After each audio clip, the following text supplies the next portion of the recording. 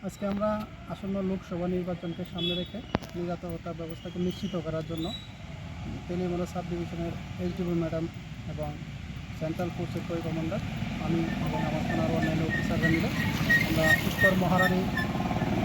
নীলাতলি Kalyanpur market এরিয়াতে বিভিন্ন জায়গাতে আমরা ফ্ল্যাগ মার্চ করেছি মানুষের মনে যে আমরা নিরাপত্তা দেওয়ার জন্য যে শান্তিপূর্ণভাবে যাতে ভোটাধিকার প্রয়োগ করতে পারে ওইটাকেই স্বাবলম্বিত করার জন্য আমরা